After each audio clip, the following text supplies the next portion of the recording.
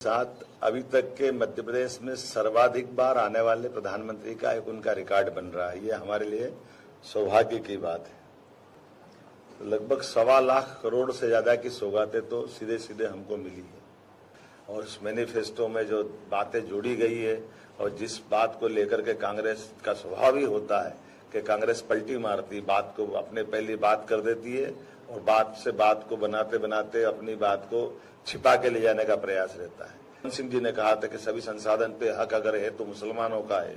ये बात बहुत निंदनीय है। जयंती की बधाई आशीष जी ने दी है। मेरी अपनी ओर से भी आपका स्वागत है, बधाई है। हम सबका सौभाग्य है, परमात्मा की कृपा है। चुनाव का दूसरा चरण सामने आ गया है और एक चरण सफलता के साथ पूरा हुआ। यशस्वी प्रधानमंत्री इस दौरे के साथ अभी तक के मध्य प्रदेश में सर्वाधिक बार आने वाले प्रधानमंत्री का एक उनका रिकॉर्ड बन रहा है। ये हमारे लिए सौभाग्य की बात है। यशस्वी प्रधानमंत्री जब भी आते हैं तो प्रदेश में अभी तक उनके द्वारा दी गई सौगातें अगर अपन हिसाब लगाएं तो लगभग 1.25 लाख करोड़ से ज्यादा की सौगातें तो सीधे सीधे हमको मिली है और उसमें भी इस 100 दिन के टेन्योर की बात करेंगे तो 35,000 करोड़ की पार्वती काली सिंध चंबल परियोजना, इसी 100 दिन के अंदर एक नई परियोजना जो पश्चिमी मध्य प्रदेश और राजस्थान को मिला के 70,000 करोड़ की रहेगी और 45,000 करोड़ की एक परियोजना जो हम सबके लिए केन बेतवा के नाम से जानी जाती थी, जिसमें कई हर्डल थे, वो उसको दूर करने का भी बड़ा इसी के माध्यम से एक रास्ता मिला है। करते हुए सभी प्रतिष्ठान से आपके सबके माध्यम से अपील कर रहे हैं कि जहां जिसके प्रतिष्ठान है वो भी स्वागत करे, वंदन करे, अभिनंदन करे।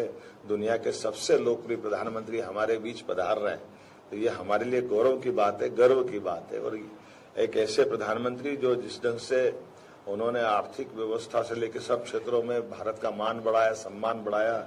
200 साल से ज्यादा इंग्लैंड ने हमको एक तरह से गुलाम रखा था, उसको भी पीछे छोड़ करके आर्थिक व्यवस्था में जो 5वां स्थान प्राप्त किया है और अब की बार जो संकल्प तीसरे स्थान के लिए है, इसके समर्थन के लिए निश्चित रूप से पूरा भोपाल उमड़ेगा, ये मैं मान के चलता हूँ।